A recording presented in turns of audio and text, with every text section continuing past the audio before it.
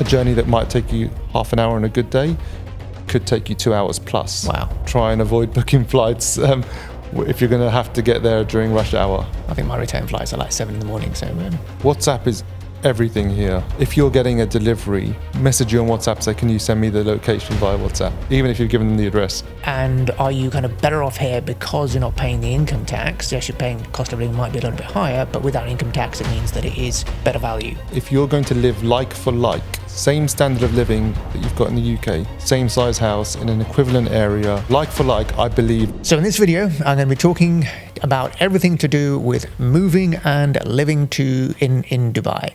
So if you've got any questions around how do you go about moving to Dubai, what's it like living in Dubai, how much does it cost to live in Dubai, from things like rent and going out and coffees and internet and anything that you can possibly think of, this is the episode for you.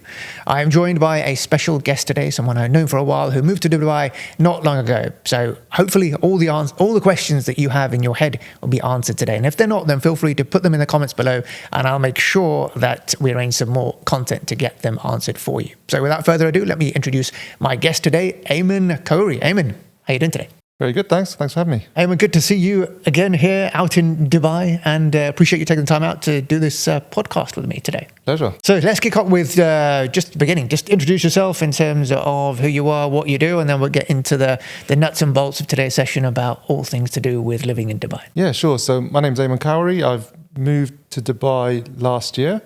I basically run a software consultancy / a tech partner for SMEs and accounting firms. We basically help firms out here and small businesses choose the best cloud-based software. Before I was here, I was over in the UK working in this similar industry for a number of years. I was actually born and raised in the UK, but lived in the UAE in the early 90s for a couple of years as well. So it was a bit of a return to somewhere that I was familiar with, but that moved on quite a fair bit since the early 90s, as you can imagine. I remember the first time I came was 1994. So I have some family over here, and I remember, summer holidays of 1994. My parents sent me to Dubai, go and spend some time with my cousin. I think they just wanted to get rid of me, so I spent 6 weeks out in 1994. And I remember back then, most of it was desert. The Sheikh Zayed Road was kind of literally just about coming up. And I remember me and my cousin used to go out to the beach in Jumeirah. It was all like dirt roads, and taxis were like really old, and you paid them in cash for 5 dirhams to go anywhere. There was like one cafe that we used to go to for shawarma and pool, and that was about it. It's like completely different to what it is now. So like you, we know it's changed a lot. Let's kick off at the beginning there. What prompted you to move? Why move from UK to Dubai? I'd been to Dubai a fair bit over the years, not always on holiday, more often for business actually. So I'd come here on the odd project in the early, let's say, I think it was 2012, 2009 onwards, a couple of times, and I'd got a positive buzz about the place. But then later on, when I was working for Xero in the UK, my last role was actually looking after emerging markets in the EMEA region, and the UAE was one of the ones that was on my radar. So I'd come out here, and I got a really positive feel for the business landscape out here. But also I saw that places like super ambitious, and I saw the potential of doing business out here. So it kind of immediately felt like somewhere that I wanted to be. So there was a bit of a longer term plan to move out here. Me and my wife were watching like YouTube videos about living in Dubai and all this stuff, probably podcasts similar to this, right? This kind of stuff, trying to figure out, is it for us? I ended up leaving Xero back in April. Circumstances changed there, and within a couple of months I decided I'm moving to Dubai, and I was out here by then, and I just thought, I had an opportunity to create a business out here, so went with that, and then moved the family a few months later. Fantastic. So that's April 2023, yes, right? Correct. Okay, fantastic. So literally, you didn't actually have a business. You just thought, right, I want to go to Dubai and I'll make things happen because things happen in Dubai, and you'll make a success. Yeah. So we'd lined up the business beforehand. So I've got a couple of partners, and we figured out that this is where we wanted to be. I was going to move regardless. Yeah. Either I had to figure something out when I was here, or I had to line something up. It just so happens I was able to get something lined up in that 2-month period. So I came out here with a mission that I could just hit the ground running with. This next bit, we don't probably need to go into too much detail because we've got other content that covers this. But in terms of the setup that you went down, did you go down the free zone company setup and getting your visa that way? And if so, how easy was that process to do, and how long did it take you? Yeah, so I did go down the free zone setup. So we did have the choice. I think as of last year, or maybe even the year before, you could now have 100% ownership even of mainland companies, whereas in the past, mainland, you would have had to have a local partner. That's changed. However, the free zone setup seemed to be more cost effective for us still in the short term at least. So we opted for that. As a services business, it wasn't really going to affect our ability to trade over here. We're not dealing with kind of physical goods, whereby if you were in the free zone, you wouldn't be able to trade them directly with the mainland. So there are considerations around that. I would say in general, it was relatively straightforward. We went directly to one of the free zones and opted to do it ourselves. We could have got an agent to do the setup for us, but we wanted to get familiar with the process, and that added some complexity because you learn along the way about what kind of things you need, and it drags it out a little bit. But I'd say overall, it was fairly smooth. We were like, our setup was like, we had an individual and a corporate shareholder, and the country of the corporate shareholder doesn't have a UAE embassy, so that meant getting documents attested were a bit trickier. Complicated. So yeah, isn't it? so we could have gone for a simpler setup, which would have made it even smoother. But I'd say overall, overall, it's not once we got to grips with it, it was fairly easy. And if you're wondering how to do that, then there's a video I'm linking up somewhere around here where I show how we set up a business in 11 days. So it is possible to do it very quickly. And if you want to help with it, you know what to do. Link in the comments. Talk to me about practically, what were some of the practical steps that you took? I guess you came out first before your family came out, right? And you've got wife and 2 kids. That's right, yeah. So initially you went out. So first steps in terms of finding an apartment. Let's talk about that. Finding an apartment, what are the things that you need to do? And then what are the typical, say, rents that you'd expect to pay for something in a decent area? I just kind of took an apartment hotel first. So that way I didn't have to worry about getting into like a long-term rental agreement or anything like that. It was straightforward. I stayed in Marina. I found it convenient to be around. I was close to a metro station, so I didn't have to worry about getting a car for all my travel or paying for taxis all the time. Also, there was like a mall nearby, coffee shops, restaurants, everything that I needed. I just wanted the first few months to be as convenient as possible because you're already got lots of unknowns when you're moving somewhere new. I wanted to reduce the complexity. So yes, there probably was cheaper areas that I could have moved to the Marina initially. Overall, I moved in the summer, actually, of all times. So it's low season in general over here. So the rates at the hotel apartments are a bit cheaper. So I do recommend, look, if you're going to move out here, summer's probably not a bad time to do it because you're going to have to live through it at some point. You might as well do it experience Dubai while it's a bit quieter. It gives you a bit more space to move around. So yeah, that's what I did initially. And then that gave me time to start looking into where I would want my family to stay. And the considerations were things like schools and proximity to the places I wanted to be able to work. And so, yeah, that's what I looked around. In terms of like rents and what you can expect, it's all going to come down to the standards that you expect for yourself and how much compromise you're willing to make. You can really go all out here and spend a lot of money on rent. I kind of went middle ground. So I didn't want to go to the fanciest areas. I'm trying to invest as much in my business as possible. I didn't want to spend all my money just living a luxurious lifestyle before I've built up a business. Some people will literally spend every dirham that they earn every single month. That's not me. I wanted to make sure I struck a good balance. So I was trying to find somewhere. So like finding let's say a 1-bed apartment, if you're in a decent area, you're looking at something like 50,000 dirhams a year, probably. You do get different options in terms of how you can pay. So lots of places still expect you to pay by check. That's the most common thing. So you need to have a bank account here first. Once you've got that, and lots of people still ask for, let's say, 1 check for the whole year. So upfront. However, often you can find the option of paying with multiple checks. So be it quarterly or be it monthly. Typically what you'll find is if you're prepared to pay upfront for a year, you'll get a better price overall. So there's some negotiation space there, typically what I find. But yeah, depending on what you want, I think you're looking at about 50,000 for a 1-bed, going up to 200,000 plus if you're going for like a 3-bed townhouse, depending on the area. So 50,000 one bed, 2-bed would be approximately? 2-bed, yeah, you're looking at probably 90 to 100, Okay. 10. And then 3-bed? Yeah, 3-bed apartment-wise, you're probably looking 130 to 170 around Marina or a decent area equivalent to that. Again, different standards. Some of them will be nicer than others, so depending on what you're looking for. If you then want to get a townhouse, we opted to go for somewhere like JVC, which is a little bit further inland, but well connected still.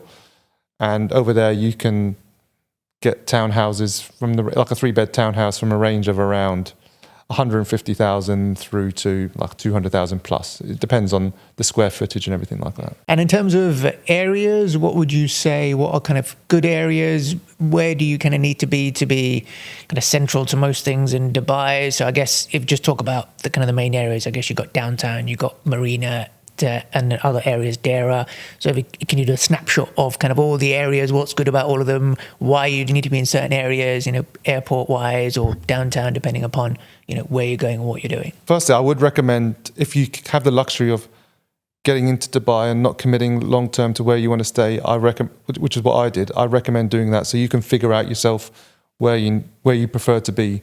Depending on the nature of the business, depending on where most of your clients are going to be, that may influence where you want to stay. Also on the type of lifestyle you want to have. So assuming that some of the people listening to this were thinking, okay, I'm just moving over for the tax benefits. I don't really have clients there. All my stuff is virtual, all done online, and therefore I don't need to be in a certain location for clients. And therefore, where should I be, say, for example, for a good social life, a good buzz, but also still be accessible to the things I need to be in Dubai? Downtown, Business Bay areas are really good areas in terms of there being lots to do around there. More desirable areas like Jumeirah is very desirable. You've got good access to the beaches around there. Probably going to pay a little bit more in some of the more desirable ones. Marina as well. JLT, very popular. This is Jumeirah Lake Towers. That's on the other side of Dubai. You'll have good connectivity to downtown via the metro there. So again, if you didn't want to drive everywhere and get stuck on Sheikh Zayed Road, which is the big road that kind of connects one end of Dubai to the other, then you can be down that end. Now, the good thing about being in the downtown area is you're kind of somewhere in the middle between the old Dubai and the new Dubai. You can get good access to like the beaches, you can get access to Marina. It'll take you about 20 minutes or so by car.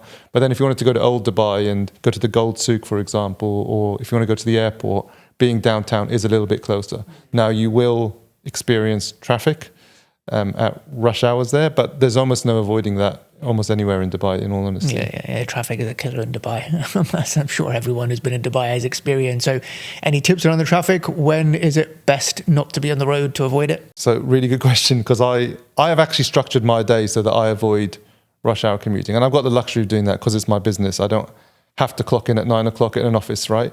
So what I tend to do is I'll do my morning admin and I won't commute before 10 a.m. That means that I can avoid most of the rush hour traffic. I also try and get back close to home as much as possible before 4 p.m.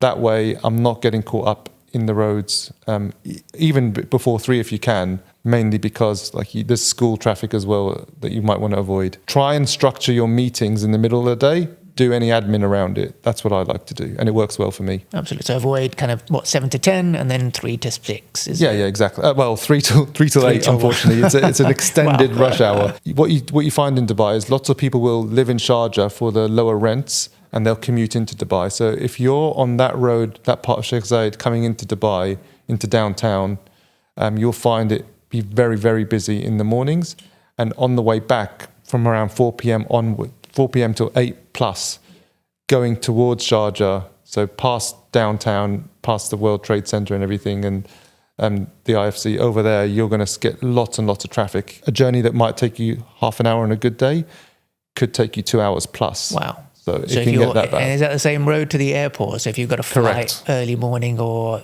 that current time in the afternoon, allow extra time, right? Yeah, I would allow extra time for sure. Try and avoid booking flights if you're going to have to get there during rush hour. I think my return flights are like 7 in the morning. So you might be okay because you probably need to no, be it's at there 9 early then. Yeah, it's 9 in the morning. So I need to be there by 7. So I should probably have to leave. Try and get there for 6. Fantastic. Apartment-wise, and when you get an apartment or a townhouse here, are all bills included or are they extra? And typically, how much are bills? Because, you know, back home, we've got council tax and got bills and they can add up to a fair amount in itself. You're probably paying, you know, maybe 30-40% of your rent back home in bills and things like that. How does it compare over here? Typically, you've got one of two things. Either you have to pay for electricity and water, and it's not council tax, but it's kind of something that covers the local authority stuff, so about waste and that kind of thing. Municipality tax. Yeah, that's it. So that's all included in one, and it's called the DEWA bill, so Dubai Electricity and Water Authority, I think that stands for. And that covers, water, electricity, and the local authority stuff. And that costs you, well, it costs me, so I've got a 3-bed townhouse, and we're a family of 4, so 2 adults, 2 kids, and it costs us around just under 2,000 dirhams a month, but it varies from 1,700 to 2,000 a month. So divide that by 5 roughly to get it in pounds. And that includes our air conditioning. Sometimes some buildings will have a separate charge. They call it a chiller charge. So when you're looking to rent somewhere, sometimes it will say chiller free. The air conditioning costs are included. You don't have to pay separately for them. Right. So that's something to look out for. So it essentially gets rolled into your electricity bill. So that's fortunately what we've got. So we don't pay extra for the chillers. So I'm not sure what the prices on those would be. But also there's gas. If you need gas, if you've got a gas cooker, you would need to get gas. You don't need it for central heating like in the UK. Everywhere's got air conditioning over here. So we've opted not to, we've got an electric cooker, so we didn't have to worry about getting a gas connection to the house. So approximately you got the 2,000 for that and then let's say extra. Internet, for example. Yeah. Internet, you often get deals. So I think I was just saying to you earlier, as soon as you sign up for your tenancy agreement, you will get calls from people trying to sell you internet services.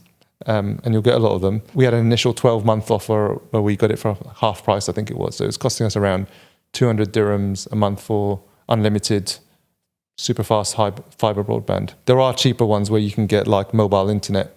So it's like a SIM card. I don't think it's as reliable in the bigger houses. If you've got a small apartment, it's probably okay. In a bigger townhouse, you need a fiber connection ideally. So yeah, it kind of goes up to, so we're now paying around 400-ish a month. So as a percentage of your rent, what would the total bills come to, say, approximately? Well, as a percentage, you're trying to get me to do some quick maths now in my head.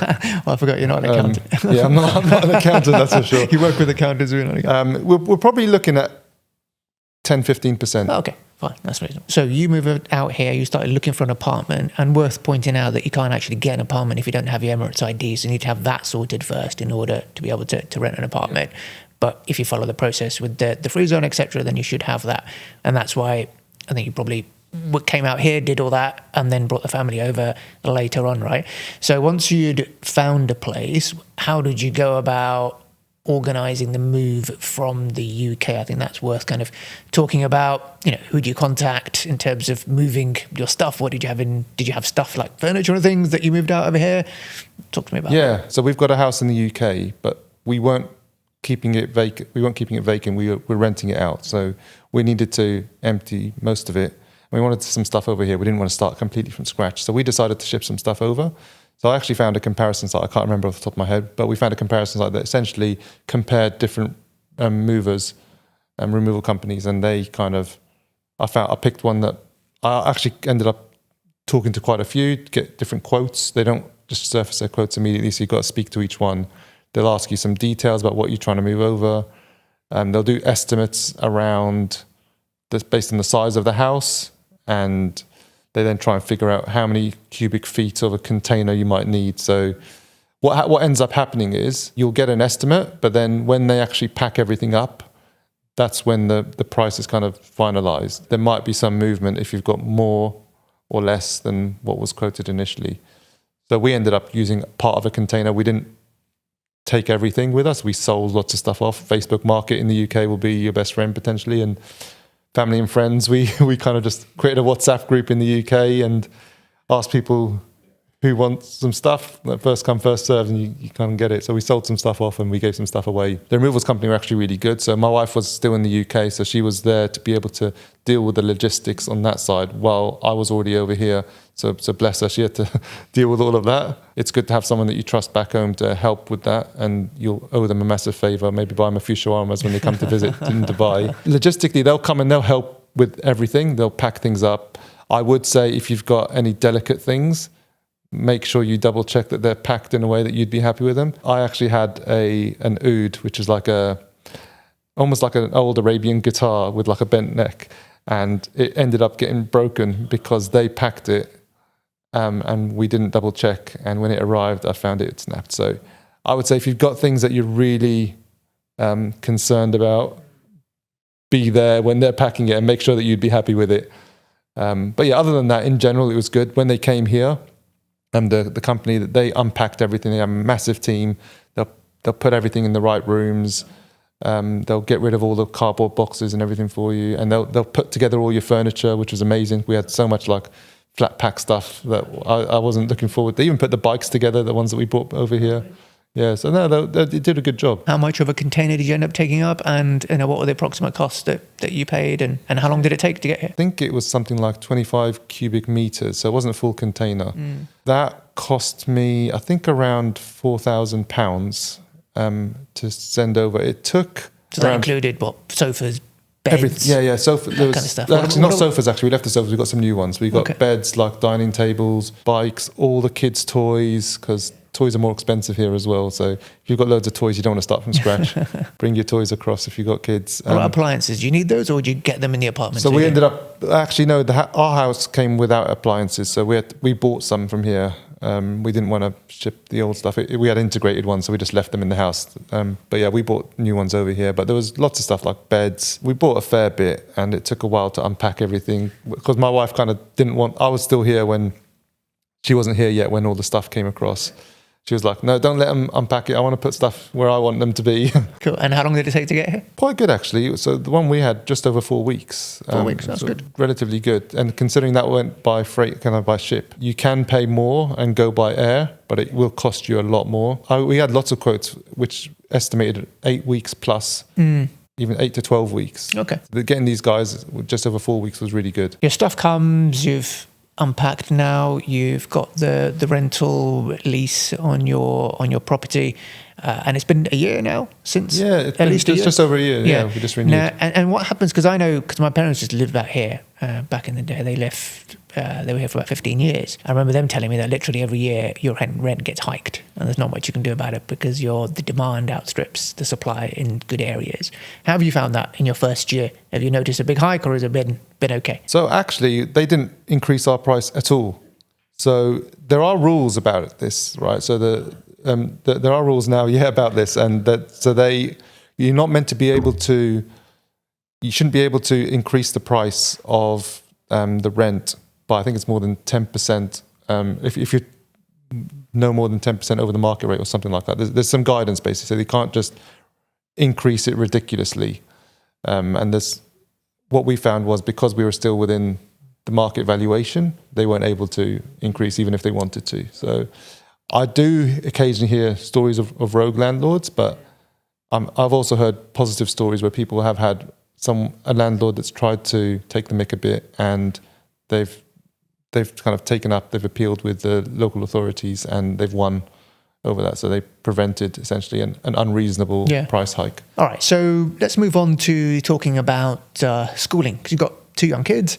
How did you go about finding the right schools for them? Yeah, so my eldest is in school. My youngest is nursery age at the moment. So for my eldest, I started looking online before my wife and the kids came over. So I firstly looked at, so there's an authority here that's almost like Ofsted back in the UK, which is called the KHDA. So they will have kind of rankings of schools and ratings based on the inspections that they do, similar like to the Ofsted inspections you get in the UK. And so that's a good place to look initially, but it's not the only place, because they've got certain things that they look for, but I don't know if it works the same way in the UK, but the frequency of inspections changes depending on the rating that they get. So if you're doing particularly well, you're less likely to get a regular annual inspection. So I looked in a few different places. So I looked at the KHDA reviews, and I also looked at the Google reviews as a good place. But there's also a number of different comparison sites for schools over here. So they will do independent inspections of schools, and they'll do a massive report as to what they found. So I kind of looked around in different ones, and then I visited a couple and just to see actually what they like. So they'll do open days, or sometimes if you call them up, they'll be happily just kind of put you in, give you an own private tour of the school and talk you through. So I did that for a couple of them and found one that I felt really comfortable with. Spoke to my wife and said, look, I think this will be really good. She also came in and got a little tour, and yeah, we were both comfortable in the end, and yeah, just signed her up. So okay, fantastic. The consideration for me was like proximity to the house and that kind of thing, but also we wanted it to have, there's lots of British curriculum schools here, fortunately, so I didn't want to disrupt the educational system that my daughter was used to in the UK. So you chose the accommodation first and then found the school rather than the other way around? It was one of the considerations when I was finding accommodation was I wanted to be in an area that had access to some good potential schools.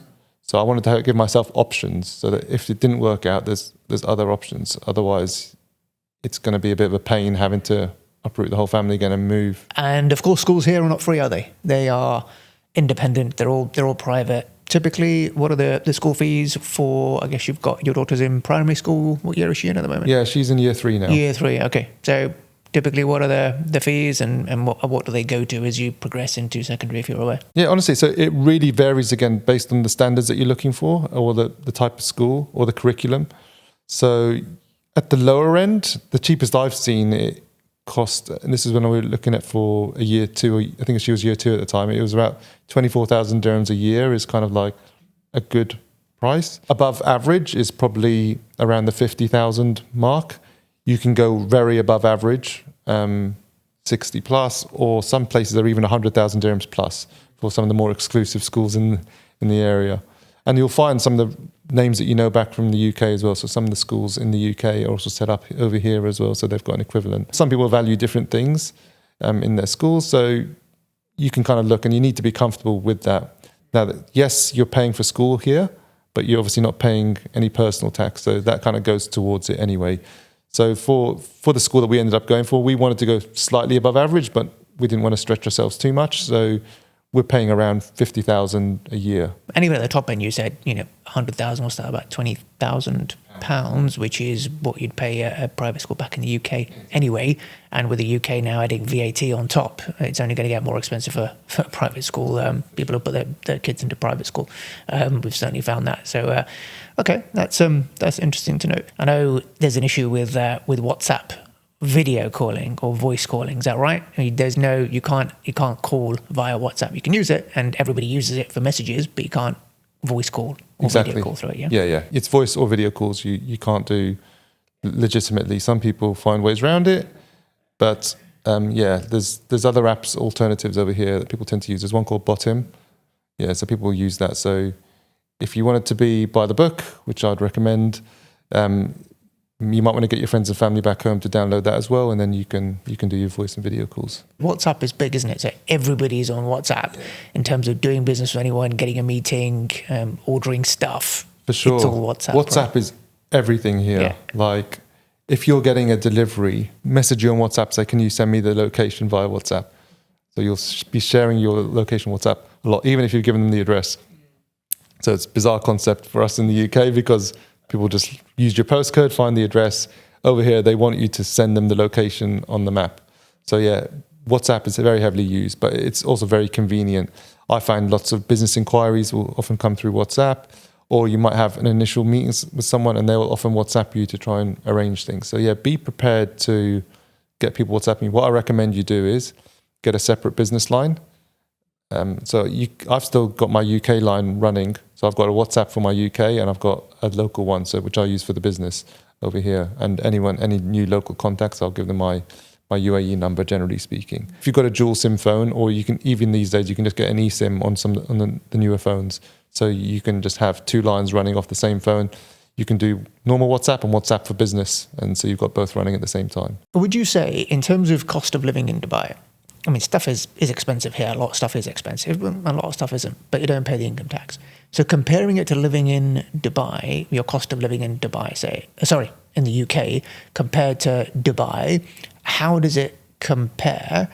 And are you kind of better off here because you're not paying the income tax? Yes, you're paying, the cost of living might be a little bit higher, but without income tax, it means that it is better value to be living in Dubai for kind of an equivalent or even better standard of living. So I genuinely, and people might think this is unusual, but I genuinely feel that if you're going to live like for like, same standard of living that you've got in the UK, let's say same size house in an equivalent area, same standard of schools, etc. Like for like, I believe Dubai is cheaper. Without the income tax, say. Even without the income tax. If you're keeping the same standard of living, it'll be cheaper here. The reason why most people's experience isn't that is because people will upgrade their lifestyle here. So people will either get a better location where they're living or a better standard of housing, or they will be going to fancier restaurants more often. They'll be going to these all-day brunches on every weekend where they basically will get unlimited food and drink for a certain amount, and they'll essentially live it up over here, right? And everyone's free to do that. That's not the style that I've kind of gone for, particularly early on. I don't feel that I want to spend all my money. I want to come out. I plan to stay here, but I'd like to think that my situation will improve being here and not become worse. That it kind of goes against my own ethos. So I think it all depends on what you're going to do. You can choose to get a maid, for example. Lots of people will get maids out here to help with household chores, etc., or to look after the kids. If you're going to sponsor someone yourself, you can save on the monthly cost. So you'd be looking at something in the range of 1,200 dirhams a month to 1,800, depending. There's upfront costs probably amounting to around 17,000 dirhams as a one-off, and then you have to renew every couple of years. Now, there are some agencies that will essentially have like a low commitment or a no commitment option, whereby you can change your maid more regularly and you're not committed to one for 2 years. So it's almost like a subscription service. And if it's not working out for whatever reason, you can change and get a different one. You pay more for that. So you're probably looking to pay 3,000 dirhams a month plus for a service like that. Again, depending on the maid that you go for. But then you don't have to have a live-in.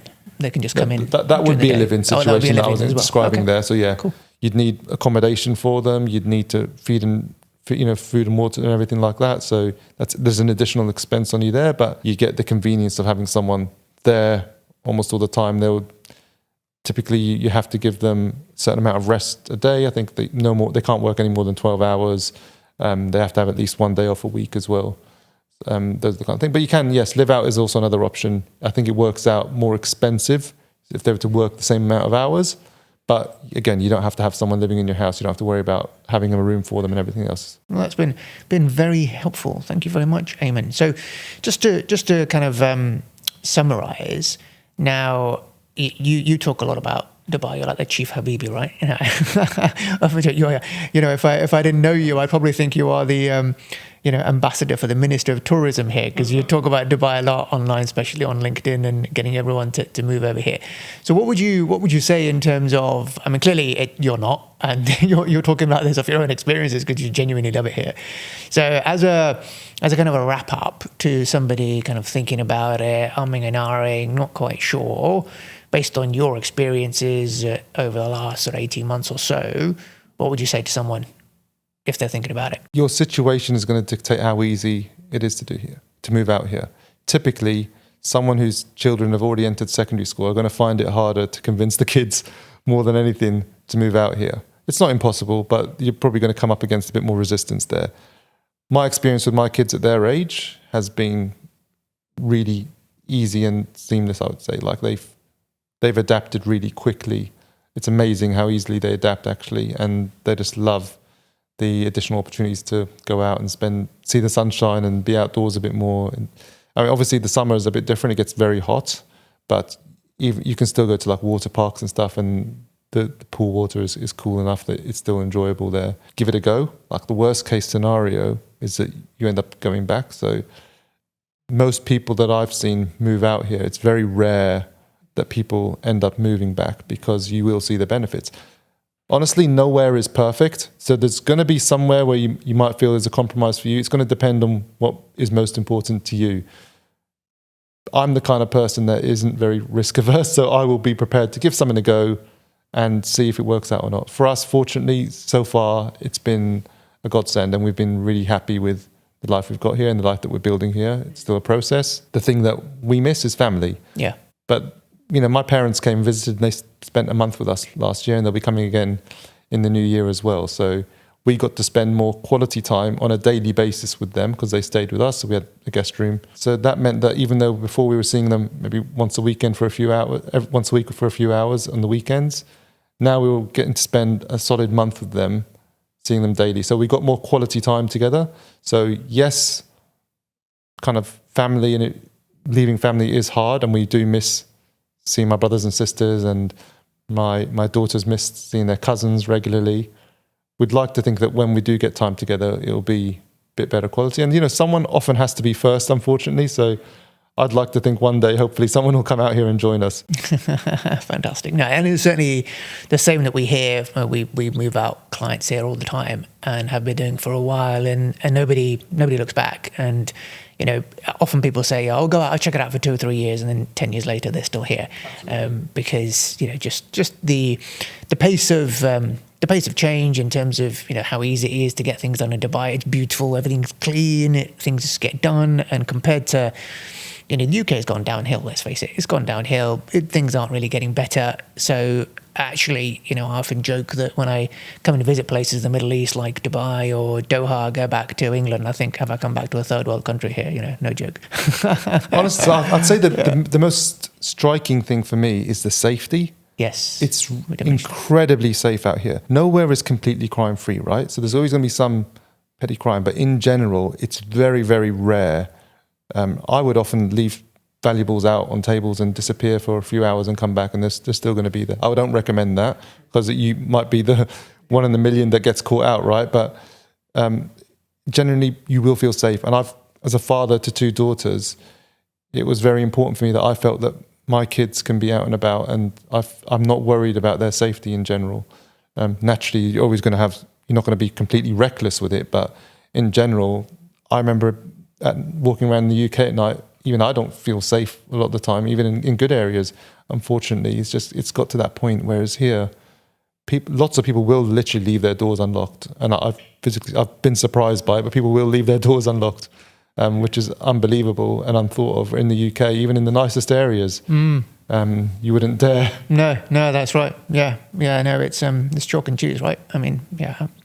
My brother-in-law had his car stolen from his driveway, not long ago in Birmingham. So that's not going to happen over here. No, that you never hear of that happening. Yeah, exactly. Fantastic. Now, that's been really useful. Ayman, really appreciate your time. Hope you've had value from today's session. If you've got any other questions that we haven't covered, feel free to put them in the comments, and we'll try and get some content arranged for that for you. I'll also link a couple of videos around this video as well, if you are looking to move to Dubai to find out more about the business setup. But otherwise, thanks again to my guest Ayman. Thank you for watching, and I'll see you on the next episode. Take care. Bye for now.